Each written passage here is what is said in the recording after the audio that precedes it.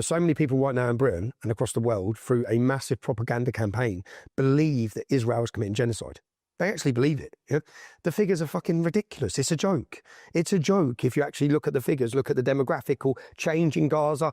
It's the only population in the world that's gone up by 10. Even the Muslim population, the Arab Muslim population in Israel, which people just don't have a clue. There's 2 million Muslims comfortably, happily living in Israel that are part of government, that are part of the judges, that are Supreme Court, but no one knows that, yeah? Because there is a mass campaign to tell everyone Israel's an apartheid state and there's genocide. Well, you know, when we're in Israel, I spend quite a bit of time there for work and also family, where every morning where I wake up near Jaffa, you hear the muezzin in the street. I don't hear that here. That Israel, Tel Aviv, there is the mosque down the road. Everyone is getting along fine there. And it's actually, I would say, more integrated. No, it works better than here. I went to Israel, and when I went to Israel...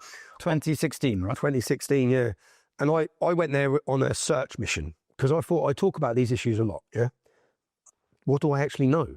I haven't been to Israel. So when I went there, I went to a Fatah-controlled refugee camp in Bethlehem. So, and I risked my life doing that. It was pretty stupid probably now I think about it. But I paid some young Muslims in Israel that I met.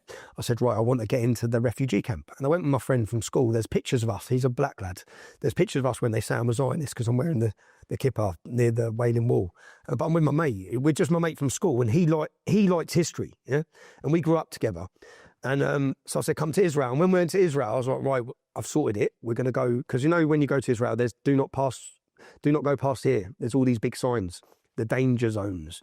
Well, I just went and thought, I want to go there. I want to go in there and see what's going on. So I paid these young Muslims, went into, and as we're in the taxi, I'm sitting there, but me and my mate had a big argument because he pulled me up before it. He said, I ain't come here to get killed. Oh, what the fuck are you doing? He said, I'm coming here to see history, not go to a terrorist camp. I was like, but I said, mate, because we were doing the Jewish side. So I said, but we have to hear their side. Yeah. So if we get in there, and I did say to him at times, I said, Dean, if we get in there, yeah, and we spend a day there, it's going to be the best experience, right? Trust me. Let's just go and try it. And as we're doing it in the car, as we're driving in, I'm thinking, what the fuck? Then I'm sitting there and I'm sending messages, I'm doing videos thinking, what the fuck am I doing? What am I actually doing? But I met this 4th generation Muslim lad, and he was lovely. And I related with him more than I related with anyone I met on that trip. Yeah, you could have picked him up out of where he was and put him into Luton, and he was the same upbringing. We were the same. It seemed like we were the same. And as I'm walking around this refugee camp, I'm looking at all the sides of the houses, saying, "Who's that?" And he said, "Oh, she's a martyr. She blew up the bus." But what I couldn't believe was that each of these families, so she lived in that house. He lived in that house. He lived in that house. All the murals on the walls, the terrorists, martyrs as he called them, the terrorists lived in those houses. So then as I'm walking along, I'm thinking, right, I said, so who's oppressing you? Expecting Israel. The Palestinian Authority. This is what pisses me off about what our government just done. Yeah, it's insane, yeah? But the Palestinian Authority. So I said, what do you mean the Palestinian Authority? How are they oppressing you? He said, never give, and this is a 4th generation Muslim, never give money to Free Palestine. Yeah? He said, it doesn't come to us. It goes for weapons. Yeah. And I'm standing there thinking, right. And then he said that, did you know, so the Palestinian Authority, so when this lady or this man leaves this camp and stabs an Israeli, that's what he said, and they get paid a lifelong money for the family. So every month they get money from the Palestinian Authority for the rest of their lives. So then I looked at my mate and I'm thinking, I've got 3 kids, Dean's got kids. We always hear in the UK that the route to extremism is poverty. Yeah? I said, where's the football pitch here, bruv? He said, there's no football pitch. I said, where's the park? He said, there's no park. And I was playing football with all the kids. There's videos of it. I'm playing football with the kids. We're just in the street. They're all running around. My heart bled for those kids, yeah? And I thought, well, I'm a dad. So the only way you get out of this camp, yeah, is if you go stab someone, that then you get rewarded by the Palestinian Authority. Well, actually, I interviewed, in an interview like this, a brilliant woman called Anat Burko, who is a criminologist. She has had a career going into Israeli jails to meet terrorists who are in jail, failed suicide bombers or dispatchers, and so many of them done it for this. Actually go into jail to get a better education, because in the Israeli jails, they can get high school, they can get degrees. And so she writes, she made quite good bonds with them. You know, she didn't befriend them, but she got their confidence. She talked with them, and it's really interesting. I'll send you the video because it's very interesting how she talks about it. So I think there is an element of wanting to escape from that. But the only way you can escape is to, and when he said go stab an Israeli, yeah, and I said, so if you go stab a Jew, and he kept correcting me. He said, no, stab an Israeli. And I said, what do you mean stab an Israeli? So it doesn't matter if it's a Jew or a Muslim. I was like, what? So you can go and kill it, which is what they done on October 7th. Bedouins got killed. They just went on a massacre. But so I said, so you can leave this camp.